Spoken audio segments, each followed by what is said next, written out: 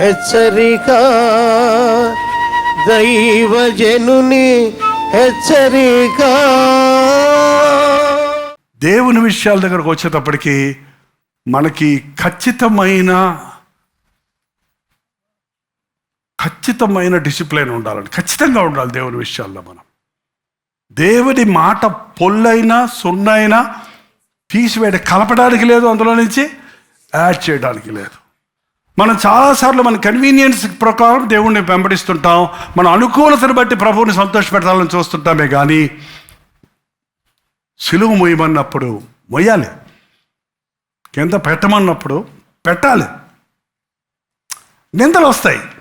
నింద వచ్చినప్పుడు గుండె బద్దలైంది.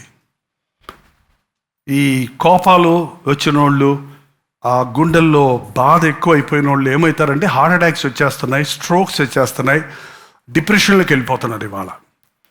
అది నువ్వు తట్టుకోగలిగిన ఆ నిందను తీసుకెళ్ళి ప్రభు దగ్గర వదిలిపెట్టగలిగిన పరిస్థితి మనకు వచ్చినప్పుడే మన విశ్వాసంలో క్రీస్తు సారూప్యంలోనికి మారామంటే. అడిగేస్తున్నాను, అదే నిందకు బద్దలాయని కరుణించే వారికి కనిపెట్టుకున్నాను కానీ ఎవరు నాకు లేకపోయారు, ఓదార్చు వారి కొరకు కనిపెట్టుకున్నాను కానీ ఎవరు నాకు కానరాలేదు. అలాంటి పరిస్థితుల్లో మేము వెళ్ళామండి ప్రభు నిమిత్తమై. నువ్వు చేసిన తప్పు కోసం నీకు నింద వస్తే మళ్ళీ అది పెద్ద గొప్ప చెప్పుకోకు. ప్రభు నిమిత్తమై. అది కూడా నింద అంటే చేసిన దానికి నింద వస్తుంది. అప్పనింద అనే ఇంకో మాట ఉంది, ఎంతమందికి తెలుసు? అప్పనింద అంటే చెయ్యని దానికి నింద భరించడమే కష్టం, కానీ అప్పనింద భరించడం అబ్బో ఇంకా సాధ్యం కదా. తప్పు చేస్తే తప్పు చేయకుండా ఎవరు తిట్టమన్నా నన్ను అంటాను చూసారా? నిజమైతే నిజంగా అప్పుడు నువ్వు నిరూపించుకొని అప్పుడు ఊరక తిడతావు ఎందుకు అనేకపడతావు చూసారా? తప్పిదమనకై దెబ్బలు తింటే అదేం గొప్ప. చూడండి 2 పేతురు 2వ అధ్యాయం, పేతురు రాసిన 2వ పత్రిక, పేతురు రాసిన మొదటి పత్రిక. 2 పేతురు లేరు, 1 పేతురే ఉన్నారు బైబిల్లో. కానీ పేతురు 2 పుస్తకాలు రాశాడు.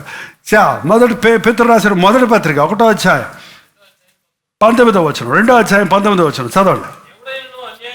ఎవడైనాను అన్యాయముగా శ్రమ పొందుచు దేవుని గురించిన మనస్సాక్షి కలిగి దుఃఖము సహించిన ఎడలా అది హితమగును. తప్పిదమునకై దెబ్బలు తిన్నప్పుడు మీరు సహించిన మీకేమి గనము? మేలు చేసి బాధపడినప్పుడు మీరు సహించిన ఎడలా అది దేవునికి హితమగును. ఎందుకు మీరు పిలువబడ్డారు చూసారా? మేలు చేసి బాధను అనుభవించేవాడు. తప్పు చేసినందుకు బాధలు అనుభవిస్తున్నారు లోకంలో అందరూ. ఎవడైనాను వ్యభిచారిగా, దొంగగా, పాపిగా వాళ్ళు శ్రమలు పడుతున్నారు. కానీ ఒకడు క్రైస్తవుడైనందున శ్రమ పడితే దానిని బట్టి దేవుణ్ణి స్తుతించాలి. ప్రభు నిమిత్తమై నిందను సహించినప్పుడు మనం క్రీస్తు సారూప్యంలోనికి మార్చబడుతున్నాం. ఆయన శ్రమానుభవంలో సమానుభవం పొందుతున్నాం. యు ఆర్ సో స్పెషల్ దేవుని దృష్టిలోనండి. నేను అన్యాయంగా ప్రభు నిమిత్తమై దూషించబడుతున్నాను, ప్రభు నిమిత్తమై నన్ను నిందిస్తున్నారు, ప్రభువు కొరకు నన్ను బాధ పెడుతున్నారని ఎవరన్నా చెప్పగలుగుతున్నారంటే నిన్ను దేవుడు తన సారూప్యంలోనికి మలుచుకుంటున్నారు. Be glad about it. దాని విషయమే మీరు సంతోషించి ఆనందించండి కానీ దుఃఖపడద్దు. ఏంటంటే జనులు మిమ్మల్ని నిందించి హింసించి మీ మీద చెడ్డబాటలలో పలుకున్నప్పుడు, నా నామము నిమిత్తము పలుకున్నప్పుడు మీరు ఏడవండా, సంతోషించి గంతులు వేయండి. కొండ మీద ప్రసంగంలో ఉంటుందండి. మన రిఫరెన్స్లు చెప్తూ కూర్చుంటే సరిపోదు. వినండి. ఇప్పుడు అడుగుతున్నాను నేను, అసలు ఎంతమందికి ఈ కల్వరి సహవాసంలో క్రీస్తు నిమిత్తమై నష్టపోయేవారు, క్రీస్తు నిమిత్తమై లోకాన్ని పెంటగా ఎంచుకున్నవారు, క్రీస్తు శ్రమానుభవంలో సమానుభవం పొందే అవకాశాలు కలిగిన వారు. That is a great opportunity. అది గొప్ప శ్లాఘ్యత. నాకు కూడా క్రీస్తు కొరకు శ్రమ పడే, నిందలు పడే అవకాశం ఇచ్చాడు అనటం అనేది అది కర్స్ కాదు, అది శాపం కాదు, అది దీవెన అని మనం గుర్తు చేసుకోవాలండి. ప్రార్థన.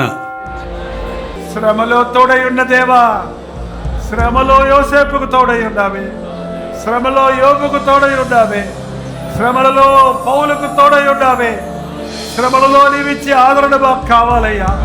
శ్రమలలో నీవిచ్చే తోడు మాకుంటే చాలయ్యా. అది ఎలాంటిదైనా నీవు తోడుంటే వాటిని జయించగలుగుతాం. ప్రతి పోరాటంలో మాకు జయము దయచేయి. నిన్నే హత్తుకుంటున్నామయ్యా. అయ్యా యేసయ్యా, మా అవసరాలన్నీ తీర్చగలిగిన దేవా, మా గాయాలన్నీ మాన్పగలిగిన దేవా, మా బాధనంతటిని తీసివేయగలిగిన యేసయ్యా, ఆ భయంకరమైన నరక బాధ నుండి తప్పించడానికి మా కొడుకు సెలవులో ప్రాణమిచ్చిన యేసయ్యా, నిన్నే నమ్ముకుంటున్నామయ్యా. ప్రతి ఒక్కరూ పరిశుద్ధాత్మ చేత ముట్టబడాలయ్యా. ఆత్మల జాలరులుగా మేము ఉండాలయ్యా. లోకాన్ని ప్రేమించే క్రైస్తవులుగా మమ్మల్ని ఉండనిపోతున్నా ఆయన. లోకాన్ని కొరకు జీవించేవారిగా కాక సిలువెత్తుకొని నిన్ను వెంబడించే వారికి ఉండడానికి సహాయం ఇచ్చి నీ రాకడ వరకు మమ్మను నమ్మకస్తులుగా చేయమయ్యా. ఇంకా నేనెందుకు పుట్టానో తెలియలేదు, నన్నెందుకు రక్షించుకున్నాడో ఎరగలేదనే వారు ఈ రోజున ఇక్కడ ఉంటే, లైవ్లో కానీ చర్చ్లో కానీ ఉన్నవారితో ఈరోజు స్పష్టంగా నీ చిత్తాన్ని బయలుపరచమన్నాడు. ఎందు నిమిత్తమై నేను క్రీస్తు యేసు చేత పట్టబడితినో దానిని పట్టుకొనుటకు పరిగెడుతున్నానన్న గురితో మేమును నీ సన్నిధికి పరుగులెత్తి నీ చిత్తమును ఎరుగుటకు, నీ ఉద్దేశములు మాలో ఫలించినట్లు బ్రతుకుటకు సహాయము చేయి. క్రీస్తు నామములో అడుగుచున్నాము తండ్రి, ఆమేన్.